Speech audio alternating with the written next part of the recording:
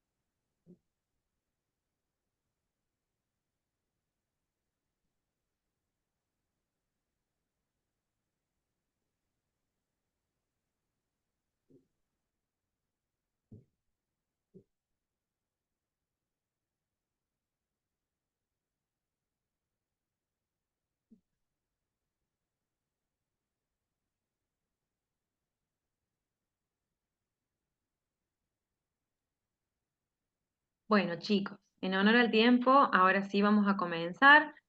Bueno, bienvenidos a todos y tengo el honor de presentarles a la doctora Gabriela Ceballos, que es quien nos va a dar la clase de hoy. La doctora es cardióloga intervencionista de la UBA, jefe del Servicio de Cardiología Intervencionista de la Clínica Nuestra Señora de Fátima, vocal nacional de la mesa directiva de la Sociedad Argentina de Cardiología y miembro del grupo de mujeres intervencionistas latinoamericanas. Así que tenemos el gran honor de que ella nos vaya a dar esta clase, así que aprovechenla, sáquense las dudas y bueno, adelante Doc. Bueno, muchas gracias por la invitación. Un honor y un placer poder compartir. Yo he estado ahí desde del otro lado, así que espero poder ser lo más práctica posible. Y cualquier duda o si quieren que frene, con toda confianza, paramos y después retomamos. Bueno, el tema que me invitaron a compartir con ustedes es enfermedad coronaria e insuficiencia cardíaca. Y cómo encaraba estas dos entidades tan grandes. Así que, bueno, entendimos que quizás lo más práctico era qué es lo que tenemos que saber para lograr el control de estas dos enfermedades. Em, Tengo problemitas con pasar la diapo.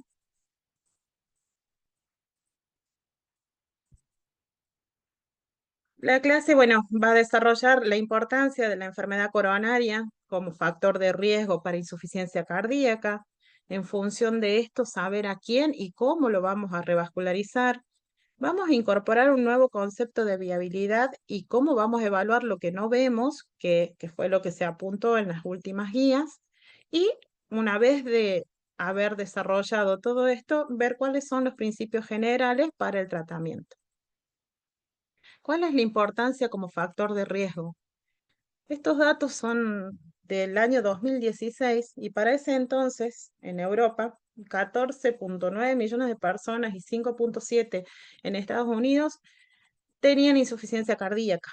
De ese total, se pudo evaluar que 1 de cada 5 mayores de 40 años va a tener insuficiencia cardíaca, que la insuficiencia cardíaca es 2 a 3 veces más, provoca más muertes que el cáncer avanzado de colon y mama, no un dato no menor.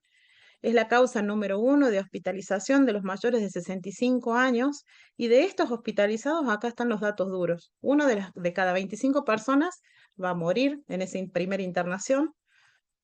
1 de cada 10 puede morir en los 30 días siguientes. Cerca del 30% de esos pacientes van a morir en la primera internación durante el primer año y la mitad de los pacientes va a morir en los próximos 5 años. Uno lo lee y lo dice y dicen no puede ser tan exagerado, pero es la realidad. Poniendo estos datos del 2016, la Sociedad Europea, ¿qué es lo que quiso hacer?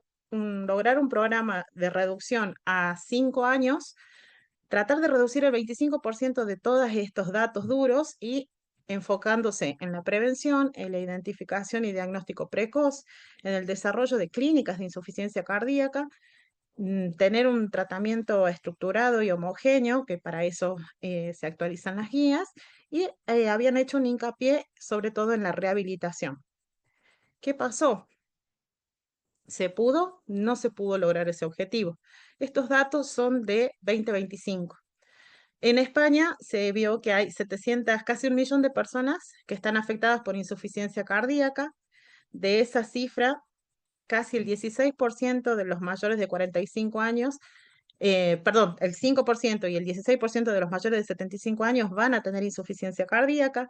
Representa el 25% de todos los ingresos por enfermedades cardíacas en España. Y la mortalidad tampoco tuvo mejoría. El 10% de los pacientes van a morir durante su primer ingreso por insuficiencia cardíaca, al año el 20% y a 5 años el 50%.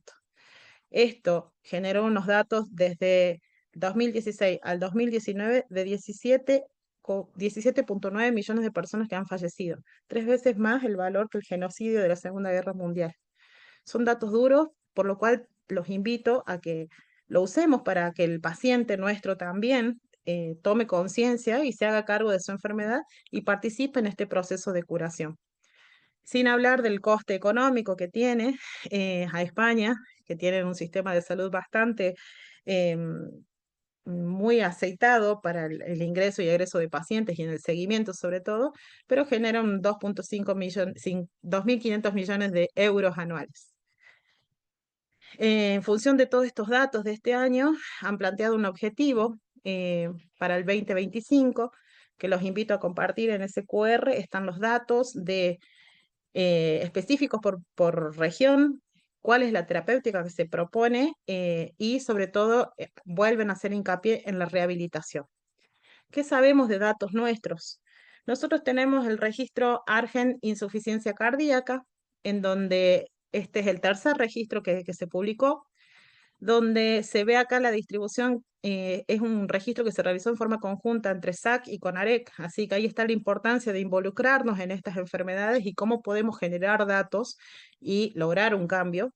Como ven, han participado muchas más provincias que en los registros previos y lo que se buscaba era caracterizar cómo eran nuestros pacientes que tenían insuficiencia cardíaca entre 2018 y 2019. Acá vemos que nuestros datos no son muy diferentes con respecto a los de Europa o población en mundial. Y lo que sí llama la atención es que del total de pacientes que se incorporaron en este registro, casi un 45% tenían enfermedad coronaria, ya sea por un infarto previo, revascularizado o no, o porque tuvieron una angioplastia coronaria o porque pasaron por cirugía de revascularización. Este porcentaje es no menor, ya que solo difiere un 20% con respecto a la hipertensión y la dislipemia, que son los dos otros características de comorbilidad que tenían estos pacientes en los registros nuestros. De esta forma, sabemos que la enfermedad coronaria aún sigue siendo el factor de riesgo que mayormente predispone a padecer insuficiencia cardíaca. Si bien esto es una enfermedad continua, eh, sigue siendo el factor de riesgo cardiovascular que más predispone a padecer insuficiencia cardíaca. Otro registro que se realizó en forma conjunta entre la Sociedad Argentina de Cardiología y la Federación Argentina, que es el registro Office Insuficiencia Cardíaca AR, en donde también se buscó tipificar a los distintos pacientes que tenemos con insuficiencia cardíaca, pero ya discriminándolos según la fracción de eyección que tenían. Esto es un rejunte de 25 años de registros en donde ambas sociedades se unieron para tratar de determinar si es que había habido alguna modificación a través de los años. Pero nuevamente vemos que la cardiopatía isquémica sigue siendo la primer causa de, o la primera comorbilidad también que aparece en insuficiencia cardíaca y sobre todo en los que tienen fe reducida, ¿sí? Dato no menor. Sabiendo la importancia de conocer cuál es la prevalencia y cuáles son los costes, no solo económicos, sino de vida que tenemos de nuestros pacientes, Cuando nos encontremos con esta situación de insuficiencia cardíaca y enfermedad coronaria, que como vimos, el 50% de nuestros pacientes lo va a tener, vamos a definir a quién y cómo vamos a revascularizarlos. ¿A quién voy a revascularizar?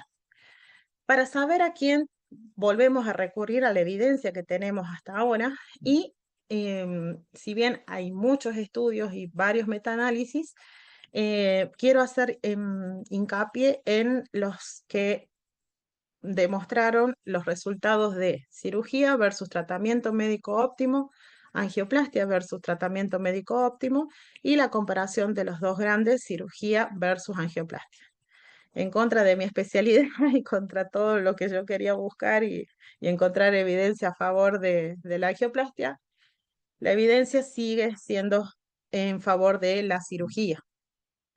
Este metaanálisis, que incluyó 23 estudios, de los cuales de esos 23, 4 solamente eran randomizados, se pudo ver que la cirugía en enfermedad con pacientes con enfermedad multivaso y disfunción ventricular sistólica les iba mucho mejor con cirugía de revascularización, tanto en reducción de mortalidad como en la aparición de eventos cardíacos comparado con angioplastia y tratamiento médico óptimo. Pero un análisis, bueno, este análisis, metaanálisis, involucró 18 estudios a favor de cirugía y angioplastia y 8 y 2 estudios a favor de tratamiento médico óptimo. De todas formas, en el análisis por separado, angioplastia versus cirugía, fue siempre mayor la mortalidad en el grupo angioplastia. Lo mismo pasó en terapia médica óptima versus cirugía, la mortalidad fue mayor con respecto al tratamiento médico óptimo. ¿Qué tenemos como el estudio ejemplo donde se comparó la terapia médica óptima versus cirugía? Es el Stitch Trial. Este trial, si bien no tiene una gran cantidad de pacientes, el enrolamiento se realizó entre el 2002 y el 2017. Estos pacientes fueron randomizados a terapia médica óptima versus cirugía. ¿Pero qué se vio? Se vio que en la primera etapa del seguimiento de estos pacientes, se vio que había un aumento de la mortalidad por todas las causas y por causa cardiovascular a favor de la cirugía. Entonces, ¿qué hizo este grupo? Extendió el análisis a 5 y 10 años, en donde se vio que a partir de el segundo año la mortalidad comienza a disminuir para el grupo cirugía, encontrando gran mejoría después de los 5 años. Y este beneficio no solamente fue en cuanto a mortalidad, sino también a la tasa de reinternación y que se vio que luego de los 5 años comienza a partir de los 6 meses posterior a que cumplió ese tiempo. Perdón, me pasó una de más.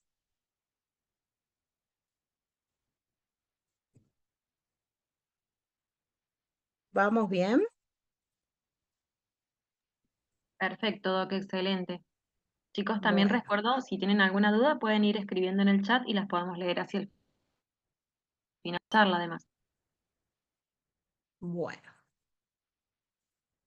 En el seguimiento a 10 años se ve nuevamente que las curvas ya se empiezan a diferenciar mucho más a favor de la cirugía. ¿Qué pasó cuando comparamos terapia médica óptima versus angioplastia? El REVAP Trial fue un estudio más actual, con una diferencia de 10 años, en donde fue un estudio con un diseño muy cuidado, medido, tuvo un estudio en paralelo para controlar cómo iba la evolución de los pacientes y también se evaluó la terapéutica tratamiento médico comparado con angioplastia en pacientes con enfermedad coronaria y fracción de eyección menor a 35%. En este trabajo se definió la viabilidad en donde tenía que ser mayor a 4 segmentos que estuvieran viables y Estos pacientes fueron randomizados tanto a uno u otro brazo y se hizo control con ecocardiograma y seguimiento clínico y por biomarcadores a los 6 meses, al año y a los 2 años. Es un diseño muy interesante, como les decía, porque clasificó muy bien a los pacientes, definió la viabilidad en 4 segmentos, en que la anatomía tenía que ser viable para angioplastia, tenía que ser la revascularización completa de todos los vasos. La terapia médica óptima incluso agrega el uso de dispositivos como cardiodesfibrilador, resincro, y quería evaluar la sobrevida libre de eventos cardiovasculares mayores y la mejoría de la fracción de eyección a lo largo de 3,4 años. ¿Qué pasó con este estudio? Acá, bueno, quería recalcar el tema de que fue definido bien a través de un score cuando hablábamos de enfermedad multivaso y que debían ser todos revascularizables por angioplastia. Y lamentablemente volvemos a que el punto final primario de muerte por todas las causas o reinternación por insuficiencia cardíaca no demostró que sea favorable la angioplastia en estos pacientes. Entonces, ¿qué podemos resumir comparando ahora el tercer punto, que era cirugía versus angioplastia? El REVIVE, si bien fue un estudio controlado, más actualizado, con parámetros mejores definidos, la angioplastia no redujo la incidencia de mortalidad de cualquier causa ni la hospitalización en un seguimiento de 3 a 4 años, y tampoco mejoró la fracción de eyección ni otorgó un beneficio sustancial en la calidad de vida. Con respecto al Stitch, que fue el ganador, si bien hubo un aumento de la mortalidad en el seguimiento en los primeros 2 años, que según otros subanálisis se cree que fue por el tipo de cirugía y las posibilidades que se tenían en ese momento, la cirugía demostró que a lo largo del tiempo reduce significativamente la muerte por cualquier causa, de causa cardiovascular, y la hospitalización, y que como vimos se extendió el estudio y se demostró que las curvas se van separando a medida que pasan los años.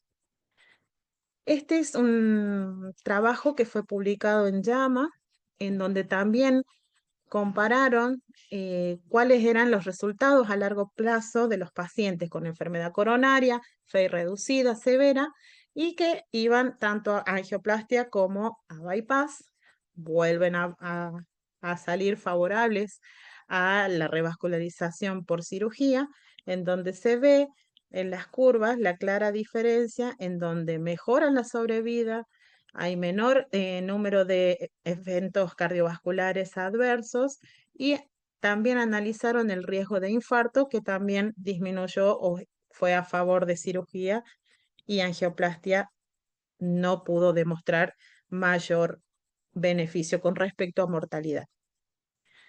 Bueno, ya sabemos entonces que si tenemos que revascularizar a nuestro paciente, vamos a elegir si tiene fracción de eyección reducida, en lo posible cirugía, y qué tipo de cirugía también se evaluó cuál era la mejor. En este estudio, en donde se incorporaron 25.600 pacientes, se randomizaron, en realidad fueron evaluados 20.000, la mayor para circulación extra con bomba, o 5.000 a sin bomba. Y lo que se vio que era esperable, que los pacientes que fueron revascularizados sin bomba, la cirugía se asoció a un menor riesgo de morbimortalidad temprana. Entonces, a nuestro paciente con enfermedad coronaria, FEI reducida menor al 35%, si tenemos que revascularizarlo, vamos a optar inicialmente por la cirugía, y en el caso de que sea cirugía, sin bomba. Vamos a ver el concepto de viabilidad y cómo va a influir en la recuperación para definir nuestro tratamiento. Este metaanálisis de 24 estudios que fue realizado en el 2002 fue el que definió que los pacientes los íbamos a revascularizar según la viabilidad. ¿Por qué? Porque se vio que había una mejoría en cuanto a si revascularizábamos a un paciente que tenía miocardio viable con respecto al que no lo tenía. Esto fue medido por SPECT, PET o ecoestrés. Pero este estudio tuvo sus limitaciones porque ninguno de los que se involucraron en este metaanálisis eran estudios randomizados, no eran doble ciego y esto como que no servía como una base para definir a nuestros pacientes si los íbamos a revascularizar, si eran viables o no. Entonces nos abre la puerta para que si no tiene viabilidad, qué es lo que tenemos que evaluar para ver si podemos revascularizar a nuestro paciente? ¿Qué beneficio va a tener de revascularizarlo? Entonces surge este concepto de que la viabilidad, hablamos de que es viable si la escara que tiene evaluado por resonancia, involucramos un método complementario más, si la escara es menor al 50%, ¿sí? En este estudio volvemos al análisis de los dos estudios anteriores, tanto Stitch como Revive hicieron una extensión de su seguimiento de los pacientes y trataron de seguir buscando, sobre todo Revive, la rama Revive, si es que había beneficio con respecto, si comparábamos con respecto a la viabilidad. Y acá se ve que estos son datos del estudio Stitch, en donde vemos que sin miocardio viable o con miocardio viable hay beneficio de la cirugía si la revascularizamos. Este estudio, esta rama del Stitch que evaluó la viabilidad y la cirugía, qué es lo que mejoraba si lo mandábamos a operar a estos pacientes, separándolos entre si tenían miocardio viable o no. La media de los pacientes que se estudiaron fue de 70 años, la mayoría tenían enfermedad multivaso con estenosis de la descendente anterior, proximal, tenían un score de riesgo STS elevado y se vio que hubo una diferencia a favor de que si el miocardio era viable con respecto a la fracción de eyección, al volumen diastólico y sistólico en la evolución a los 2, 5 y 10 años. Entonces, ¿qué podemos decir del Stitch con respecto a viabilidad? El Stitch nos dice que tener viabilidad nos da un mejor pronóstico, que tener viabilidad versus no tenerlo predice una recuperación de la función ventricular. Si tenemos viabilidad, los ventrículos van a ser menor remodelado, lo que significa una mejor función, pero tener viabilidad no se asocia a beneficios en el momento en que vamos a tomar la decisión de revascularizar o no revascularizar a nuestro paciente. Pero la ausencia deja sin mucho sentido de si se va a beneficiar con la revascularización. Vamos al brazo de angioplastia. Volvemos con una extensión del Revive, en donde se compara también la eficacia de este procedimiento con miocardio viable o no viable.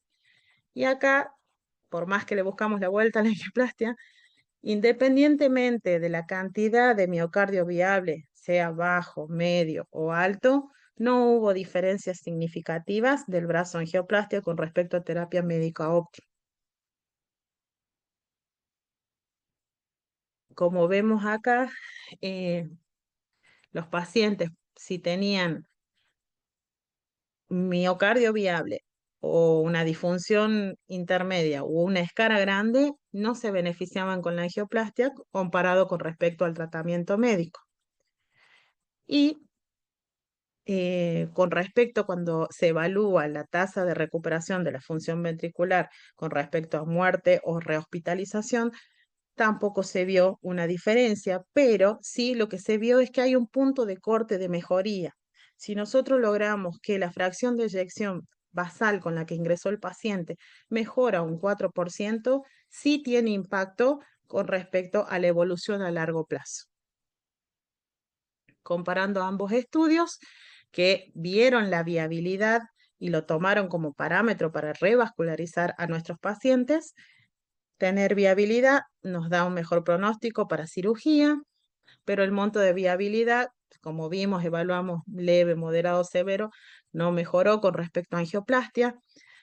El monto de la viabilidad no predice la recuperación de la función con respecto en angioplastia, en Revive. El monto de tejido necrótico o de escara sí predice la recuperación de la función, a más monto necrótico, peor recuperación, y nos marcó el punto de corte en donde podemos tener beneficios que si logramos la mejoría del 4% en la fracción de eyección, nuestro paciente va a tener una mejor evolución, pero en ambos estudios la viabilidad no da beneficios de revascularizar, ¿sí? Entonces no es algo que nos tiene que frenar para intentar revascularizar a nuestro paciente. Sabemos que si tiene fracción de eyección reducida va a ser a favor de cirugía y es más controvertido cuando la fracción de eyección es preservada. ¿Cómo estudiamos lo que no se ve? ¿Vamos bien hasta aquí? Excelente, Calculo doc. que sí, porque no hay respuesta. Bueno, ¿cómo estudiamos lo que no se ve? Porque todo esto es isquemia o viabilidad o escara que podemos demostrarlo con los métodos que tenemos actualmente, como son el ecoestrés, la cámara gamma, el PET, resonancia, para evaluar ahora que se involucra también como un aliado para definirnos si vamos a revascularizar o no a nuestros pacientes, pero ¿cómo estudiamos lo que no se ve? Este concepto que se incorpora en las guías 2024, hablamos de que la enfermedad coronaria no solamente se limita a la arteriosclerosis que vemos en la arteria, sino que también tenemos que contemplar los otros mecanismos de disfunción coronaria, como son la estenosis, el vasoespasmo y la disfunción microvascular. Esta imagen me pone muy en evidencia lo que nosotros vemos realmente con un procedimiento invasivo, sea corotac, sea cinecoronariografía, versus lo que no vemos, para lo cual necesitamos un método para evaluarlo.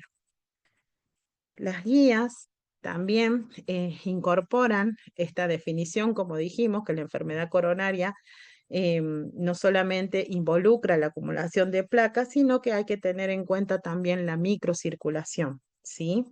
Porque a veces, ¿qué nos pasa? Revascularizamos a nuestro paciente, hicimos todo el seguimiento, pero nuestro paciente sigue con dolor. Y es porque evaluamos solamente las arterias epicárdicas, pero no evaluamos el resto de la circulación. Para eso, ahí sí, por fin, nosotros los hemodinamistas podemos dar un apoyo más. ¿Qué tenemos? Podemos evaluar la reserva de flujo coronario, que no es más que exponer a un estado de hiperemia y se compara el flujo en hiperemia y en reposo. Esta forma se puede medir tanto la circulación epicárdica, que es lo que vemos por cinecoronariografía, como la presencia de arteriosclerosis difusa o alteraciones en la microcirculación. Valor total, el valor del análisis de todos los vasos nos tiene que dar el doble del basal, que por lo general es cercano a 2. Una forma de exponerlo o ponerlo en evidencia. Acá tenemos un paciente que tiene muchos factores de riesgo, tiene una probabilidad pretest elevada, le hacemos un estudio de perfusión y vemos que nos da un monto isquémico del 5%.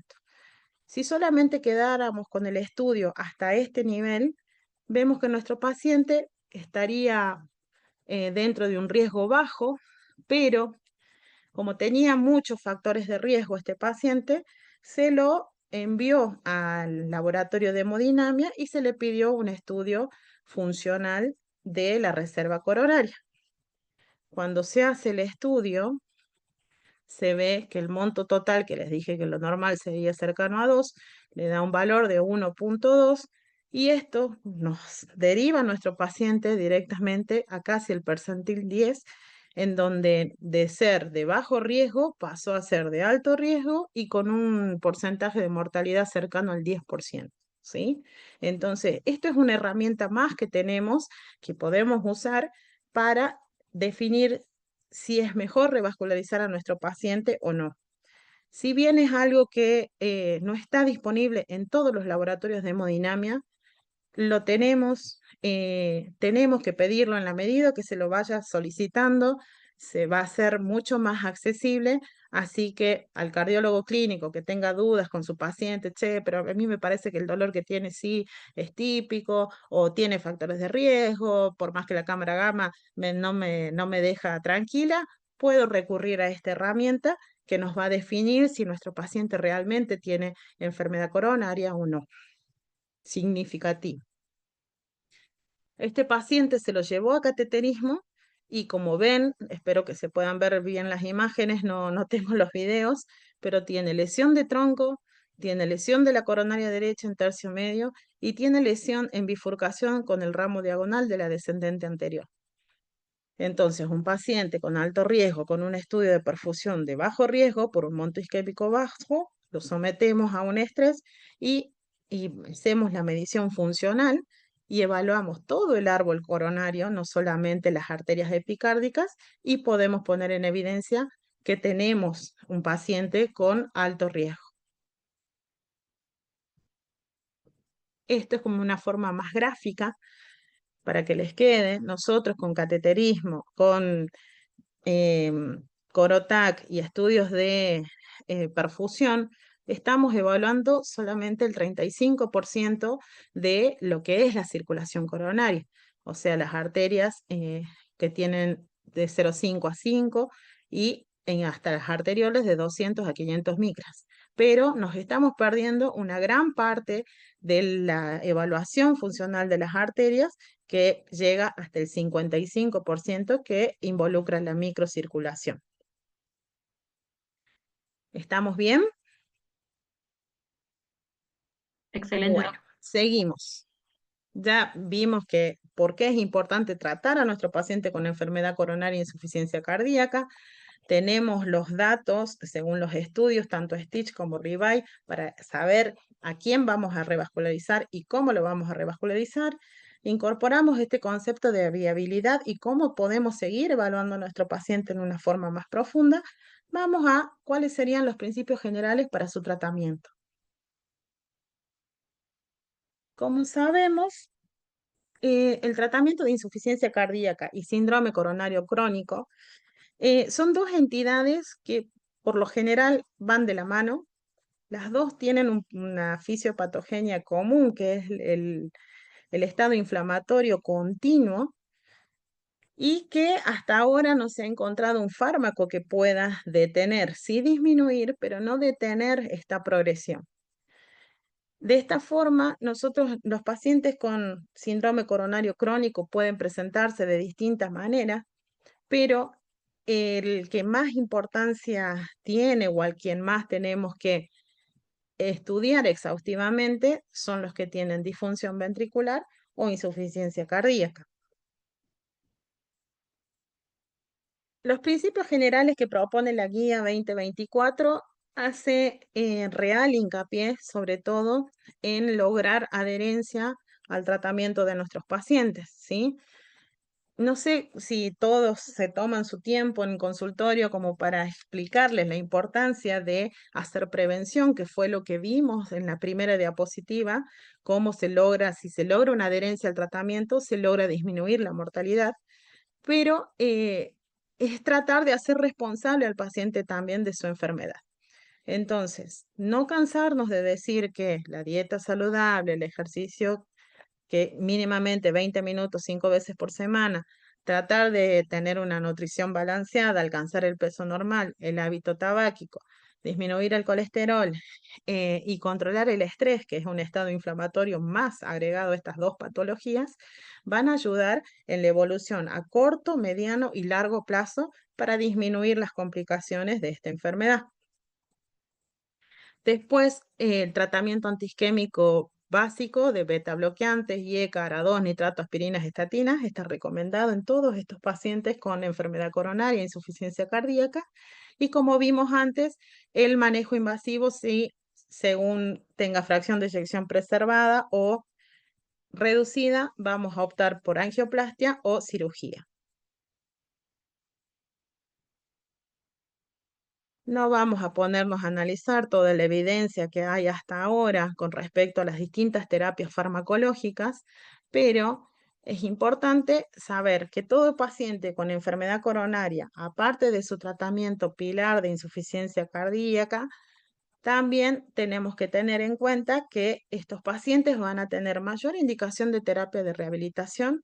Pasa a ser una recomendación 1A en las nuevas guías y hay que indicarlo y prescribirlo y tener la habitualidad de indicarlo a nuestros pacientes como si fuera un fármaco. En fe preservada ya sabemos que se ha demostrado el beneficio de los ISGTL2 en pacientes con enfermedad coronaria y fe preservada. Ha disminuido mortalidad. Y metí la pata. Acá estamos.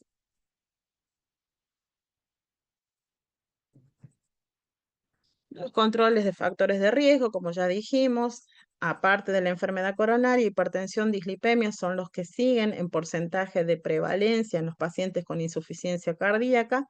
Y un apartado especial con respecto a la dislipemia, que si no logramos el control con los fármacos habituales, tener en cuenta que tenemos terapias alternativas, si bien son caras, son muy buenas en el control de este estado inflamatorio progresivo y continuo, que son la enfermedad coronaria y la insuficiencia cardíaca.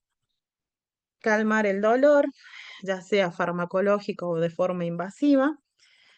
Hay pacientes, como dijimos, que tratamos la enfermedad epicárdica, pero tienen una disfunción a nivel distal, entonces debemos dar los fármacos dirigidos para ello, vasoespasmo, pensar no olvidarse de los antagonistas cálcicos, beta bloqueantes y específicos para calmar el dolor, eh, nitratos, ibarbadina y todos los fármacos que conocen que se pueden ir sumando para calmar el dolor. Ante una falta de respuesta de esto, nuevamente se plantea la posibilidad de hacer un estudio invasivo intracoronario, evaluar la funcionalidad y ver si se beneficia o no con tratamiento endovascular. Y volvemos al tratamiento antiinflamatorio. Como sabemos, la insuficiencia cardíaca nos va a presentar una serie de fenotipos con tanto con insuficiencia cardíaca preservada y reducida. En reducida sabemos que enfermedad coronaria, diabetes, hipertensión, dislipemia se llevan la mayor cantidad de la prevalencia de comorbilidades, pero tenemos que recordar que nuestro paciente va a tener, por lo general, alguno de todos estos espectros. Este gráfico es muy interesante porque desde que empezamos con síntomas básicos hasta llegar a la suma de cada una de las comorbilidades, vemos cómo va a evolucionar nuestro paciente, ¿sí? Nunca nos olvidemos que nuestro paciente no tiene solo insuficiencia cardíaca, ha pasado por varios estadios hasta que llegó al estadio de insuficiencia cardíaca con FEI reducida. Con respecto a el tratamiento antiinflamatorio, es conocido la nueva evidencia con el tratamiento con finerenona.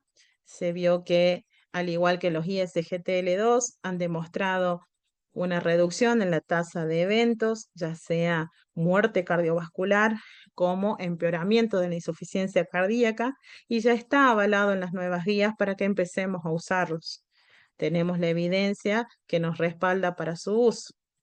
Y aquí aparece como tratamiento antiinflamatorio para tanto enfermedad coronaria como insuficiencia cardíaca, la colchicina. La vieja y querida colchicina, económica, fácil de administrar, pocas reacciones adversas. Y en este estudio que fue presentado en el American College en este año 2025, se intentó demostrar cuál era el beneficio del uso de colchicina en pacientes con enfermedad coronaria e insuficiencia cardíaca. ¿Qué se vio en este estudio?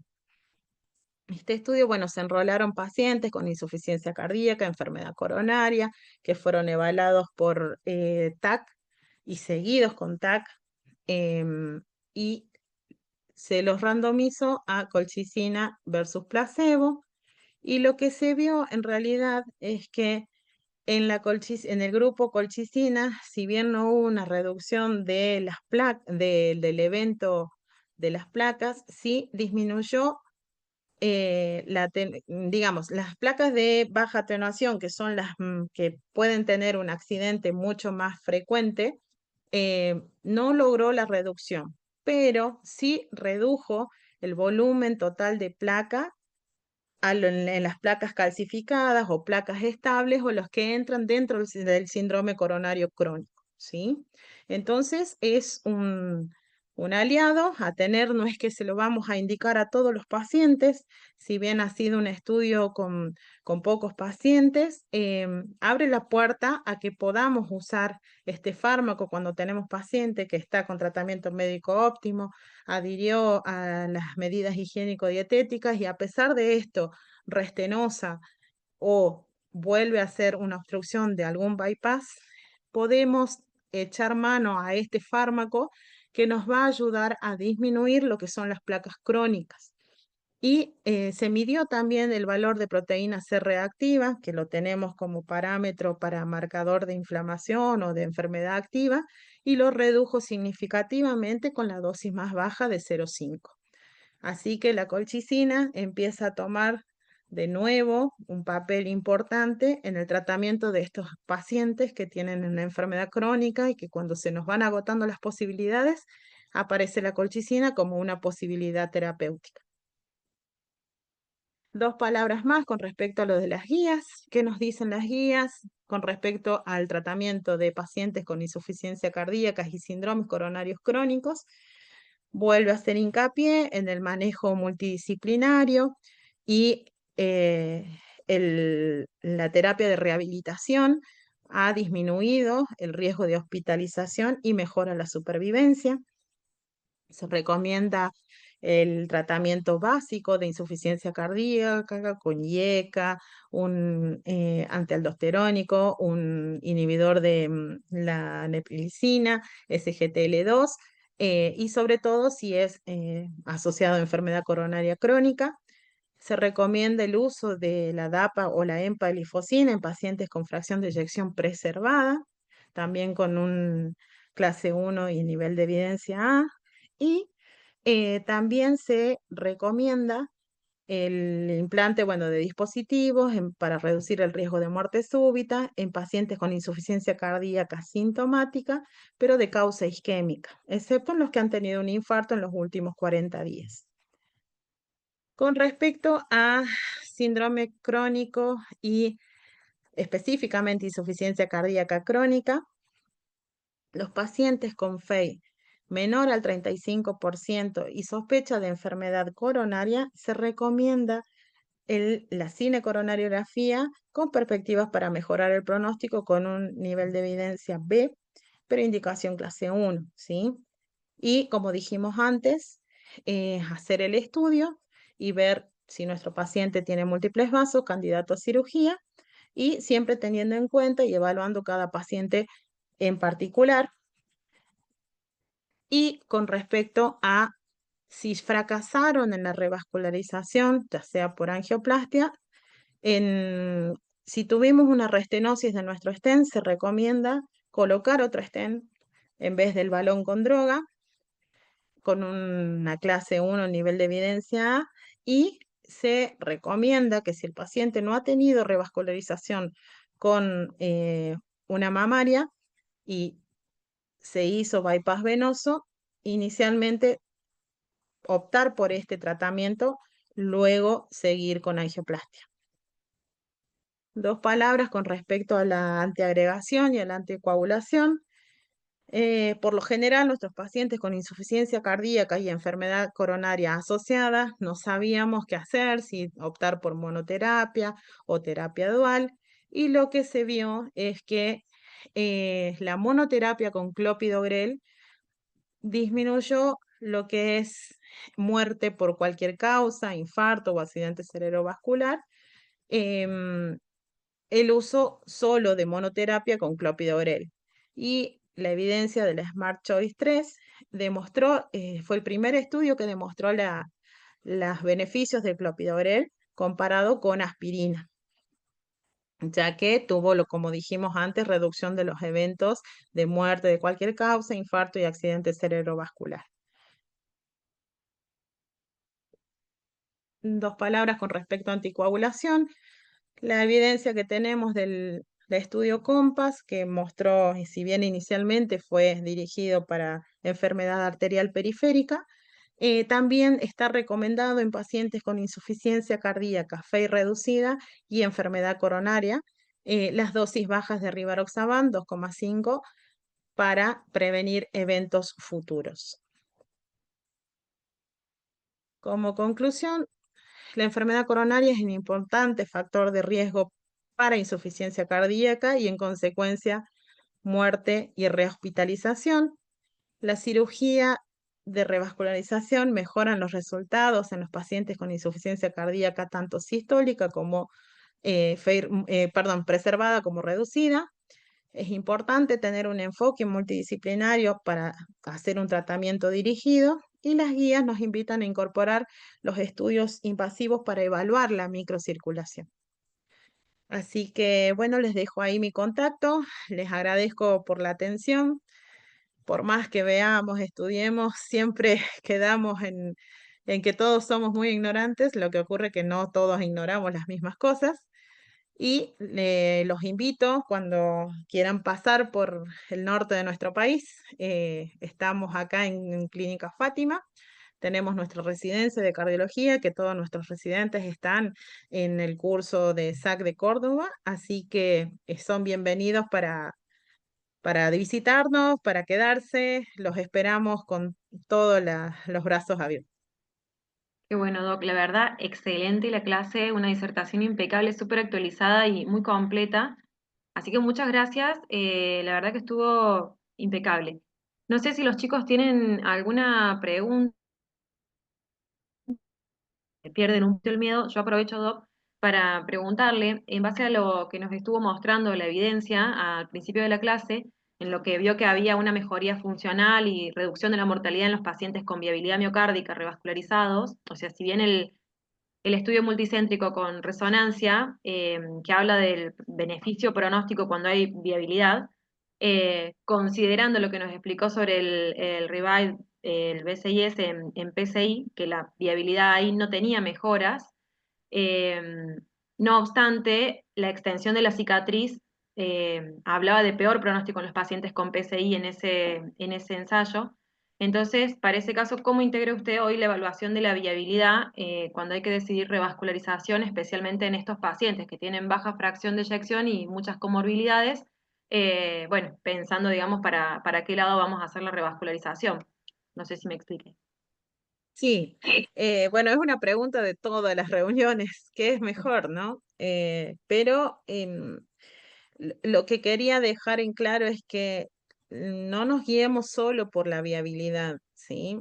Vamos a tener pacientes en donde podemos tener una escala donde es mayor del 50% de lo que está afectado, pero si bien quizás no tengamos una resolución con respecto a la sobrevida, sí mejora la tasa de reinternación, sí mejora la calidad de vida del paciente. Con respecto a qué terapia vamos a elegir, siempre, si las condiciones del paciente lo permiten, la primera opción es cirugía, y se está hablando también, si bien probablemente en la próxima actualización salgan, se está hablando mucho de la terapia híbrida. Revascularizar, tenemos pacientes con una insuficiencia cardíaca, lo estudiamos, tiene enfermedad de múltiples vasos, pero con muy malos lechos, con un STS alto, un Euroscore alto. ¿Qué hacemos? Entonces ahí a eso se refiere con trabajar interdisciplinariamente, en donde podemos optar, como dicen las guías, una lima, la DA, y nosotros terminar la revascularización por vía angioplastia. Estas opciones están siendo consideradas, hay estudios ongoing, entonces vamos a esperar esos resultados que van a estar recién para el 2028 para ver cómo evolucionó la terapia híbrida en estos pacientes.